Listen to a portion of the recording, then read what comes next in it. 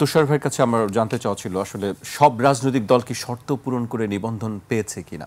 আমি তার আগে একটি বক্তব্য আজকে উল্লেখ করতে চাই। আজকে আলোচিত ডেস্টিনি গ্রুপের ব্যবস্থাপনা পরিচালক মোহাম্মদ রফিকুল আমিনের বাংলাদেশ আম জনগণ পার্টিকে নিবন্ধন দেওয়ার সিদ্ধান্ত প্রসঙ্গে গণ অধিকার পরিষদ নেতা রাশেদ খান বলেছেন, ডেস্টিনি প্রায় ৪২ লাখ গ্রাহকের অর্থ আত্মসাৎ করে, সেই দলও দেখলাম নিবন্ধন পেল। এই দল কিভাবে নিবন্ধন পেল? ২৪-এর গণঅভ্যুত্থানের আগে আমরা এই দলকে কখনোই রাজপথে দেখি নাই। হঠাৎ করে জেল থেকে বের হলো, দল গঠন করলো, কমিটি দিল, বাসাবাড়িকে অফিস হিসেবে দেখিয়ে দিল, তারা নিবন্ধন পেল। কিন্তু তারেক রহমান, যাকে আপনারা সবাই চেনেন, রাজপথে সবসময় সংগ্রাম করেছেন, তার দলকে নিবন্ধন দেওয়া হয়নি। আরও বেশ কিছু কথা বলেছেন, আমি সামান্য একটু অংশ উল্লেখ করেছি। এই নিবন্ধনের ক্ষেত্রে আসলে কি সব রাজনৈতিক দল কি সব শর্ত পূরণ করেই নিবন্ধন পায়, নাকি আসলে অন্য কোনো হিসাব নিকাশ কাজ করে এখানে? যদি কমন সেন্স দিয়ে বিচার করেন তাহলে এটা বোঝা খুব একটা কঠিন না যে এত অল্প সময়ের মধ্যে একটি রাজনৈতিক দলের পক্ষে যে শর্ত পূরণ করা দরকার সেটা পূরণ করা সম্ভব না, যেখানে এই দলের প্রধান জেলখানায় ছিলেন। এই আগস্ট মাসের পরে তিনি জেলখানা থেকে বের হয়ে এসেছেন। তারপর হচ্ছে তার ট্র্যাক রেকর্ড। ডেস্টিনি নামে একটি প্রতিষ্ঠান তৈরি করে তিনি ডেস্টিনি পত্রিকা, তারপরে ডেস্টিনি নানান ধরনের ট্রাভেলিং এজেন্সি সহ নানান ধরনের কোম্পানি তৈরি করেছিলেন। উনি মূলত মাল্টি লেভেল মার্কেটিংয়ের নামে মানুষের কাছ থেকে টাকা সংগ্রহ করতেন, এক হাত থেকে দুই হাত, দুই হাত থেকে চার হাত, যেটাকে পঞ্জি স্কিম বলে। পৃথিবীতে যে কোনো অর্থনৈতিক স্ক্যাম বা কেলেঙ্কারির যদি আপনি বই পড়েন তাহলে দেখবেন প্রতিটি বইতে এই পঞ্জি স্কিমের কথা আছে। তো মূলত উনি এটা করতেন এমএলএ। উনি পঞ্জি স্কিমটা কীভাবে করতেন, কিছু প্রোডাক্টের মধ্যে ঢুকিয়ে দিয়েছিলেন, কালো জিরার তেল, কালো জিরার মালিশ, কালো জিরার অমুক, কালো জিরার তমুক, নাইজেলা নাম দিয়ে এরকম কিছু বিক্রি করতেন। নানান ধরনের প্রোডাক্ট বিক্রি করতেন যেগুলো চীন থেকে অতি সস্তায় আনা যায় এবং সেগুলো এখানে বিক্রি করতেন। পাশাপাশি তিনি আরেকটা কাজ করেছিলেন, তিনি গাছ বিক্রি করতেন। পলোনিয়া নামে এক গাছ নিয়ে এসে তিনি সেই গাছ মানুষকে বলতেন যে এটা দিয়ে নাকি দারুণ আসবাবপত্র হয় এবং গাছ বিক্রি করতেন। এই গাছ কিনলে আপনি একসময় গাছ বিক্রি থেকে অর্থ পাবেন এবং এই গাছ আবার ওনারাই কিনে নেবেন এবং ৩ গুণ অর্থ পাবেন একটা নির্দিষ্ট সময়ের পরে। আমি দুঃখের সঙ্গে জানাতে চাই, আমার একজন চাচা, উনি পালোনিয়া গাছ তো কিনলেন, আমাকেও অনেক চেষ্টা করেছিলেন, আমাকে অনেকে বোঝাতেন, আমি বুঝতাম না। এখন এই গাছ পরে খুঁজে পাওয়া যায় না, বুঝলেন। একই গাছ ৫ জনের কাছে বিক্রি করতো, শেয়ালের মুরগি দেখানোর মতো, যে শিয়াল পণ্ডিত কুমিরকে কুমিরের বাচ্চা দেখাতো, সেই রকম আর কি। তো এই ভদ্রলোক, যার ট্র্যাক রেকর্ড এইরকম, তিনি চোখের পলকে দল তৈরি করে দারুণ ঝলকে উনি পেয়ে গেলেন নিবন্ধন এবং তার দল, যে দলের অধিকাংশ নেতাকর্মীকে আপনি চিনবেন না।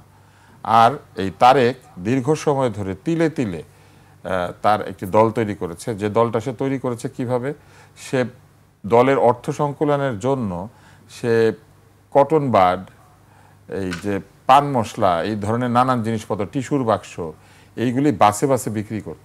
তারপরে সেইখান থেকে টাকা সংগ্রহ করে সে রাস্তায় বসে দই বিক্রি করেছে। সেইখান থেকে টাকা সংগ্রহ করে তারা এবং তার বন্ধুরা একসময় মধু বিক্রি করা, আম বিক্রি করা, এইগুলি করেছে এবং একেবারে রুজির পয়সা দিয়ে একটি ছেলে দল করার চেষ্টা করছে। পৃথিবীর বহু দেশে আঞ্চলিক দল আছে, আপনি দেখবেন ভারতে গেলে, আমেরিকাতে গেলে আঞ্চলিক দল আছে, আঞ্চলিক জোট আছে, অঞ্চলেই তারা ইলেকশন করে। তারেকের মতো একটি দল তো একটা অঞ্চলের দলও হইতে পারে, শুধু ঢাকায় রাজনীতি করে মনে করেন।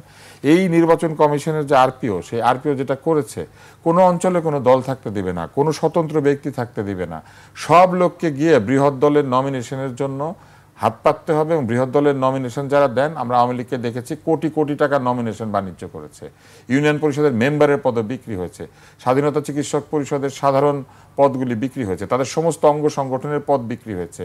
আমি চট্টগ্রামে গিয়েছিলাম, এক ব্যক্তি আমাকে র্যাডিসন হোটেলের নিচে জড়িয়ে ধরে ফেলে বললেন, আপনি এখানে এসেছেন, পদ চাচ্ছেন? তখন আমি তাকে বললাম না তো। এবং তিনি আমাকে ওইখানে অর্থ সেধেছিলেন যে আমি যদি অর্থ নিয়ে গিয়ে উপরে যারা অর্থ সংগ্রহ করছেন তাদেরকে দিয়ে তার জন্য একটা পদ নিয়ে দিতে পারি, তাহলে উনি যার পর নাই কৃতজ্ঞ হবেন। আমি এতই অবাক হয়েছিলাম, কারণ আমি আসলে গিয়েছিলাম বিতর্কের কাজে। স্টেডিয়ামে খাওয়া পাওয়া যায়, র্যাডিসনের উল্টা দিকে স্টেডিয়াম, আপনি জানেন নিশ্চয়ই। এবং উনি আমাকে কত অঙ্কের অর্থ সেধেছিলেন জানেন? 20 লক্ষ টাকা। এবং আমি তখন এটা দেখে এত অবাক হয়েছিলাম যে পদ বিক্রি হয় রাজনৈতিক দলে। তো এই পদ বিক্রির সুবিধা তারা করে দিয়েছেন, নমিনেশন বিক্রির সুবিধা হতো এক ধরনের। না, তারেক কি কারণে নিবন্ধন পাবে না, এইটা তো তাদেরকে জবাব দিতে হবে। তারেকের কোন কাগজে অসুবিধা আছে? অন্য দল তো কাগজে অসুবিধা থাকলে তাদেরকে জানানো হয়েছে যে এই কাগজে অসুবিধা আছে, ঠিক করে নিয়ে আসেন, আপত্তি দেওয়া হয়েছে। তারেককে কি সেগুলো দেওয়া হয়েছিল? আমরা জানি না। এবং যদি এই ডেস্টিনি, এমএলএম, এই পলোনিয়া গাছ যদি পেতে পারে এখনো তো পলোনিয়া গাছ উনি বুঝাই দেন নাই। আমার চাচা এখনো পলোনিয়া গাছ বুঝে পায় না। উনি যদি এই ভদ্রলোক যদি দল করেন, ওনার আগে উচিত এই পলোনিয়া বৃক্ষের নামে যে টাকা পয়সাগুলি নিয়েছিলেন এই টাকাগুলি ফেরত দেওয়া। আমার চাচার মতো অসংখ্য লোক আছে এই পলোনিয়া গাছ কিনেছিল, উনি আগে পলোনিয়া গাছের টাকা ফেরত দিক।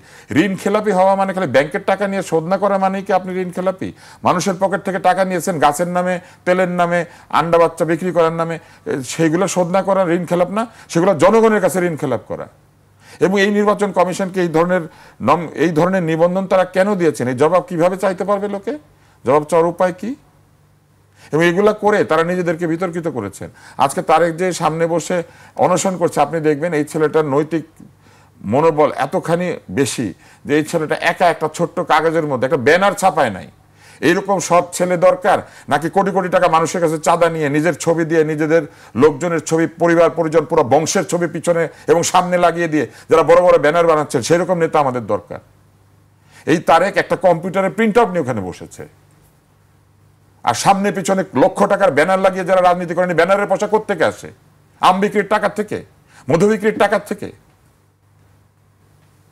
এই সব জিনিসের জবাব একদিন না একদিন এই দেশের জনগণ কিন্তু চাইবে। আমি থাকি, উনি থাকুক কিংবা না থাকুক, একদিন এই সবের জবাব কিন্তু দিতে হবে। এবং সেই জবাব দেওয়ার ক্ষেত্র তৈরি করার চেষ্টা করা হচ্ছে এখানে। আমি এখনো মনে করি যে তারেকের দলকে নিবন্ধন দেওয়া উচিত, এবং কেন দেওয়া হয় না এটা ব্যাখ্যা দেওয়া উচিত, এবং কি কারণে এই জাম জনতা না কোন জনতা পার্টি একটা, সে তারা পেয়ে জনগণ পার্টি, সে তারা কি করে পেয়েছে? আগে পলোনিয়া গাছ ফেরত দিয়ে তারপরে নিবন্ধন নিক।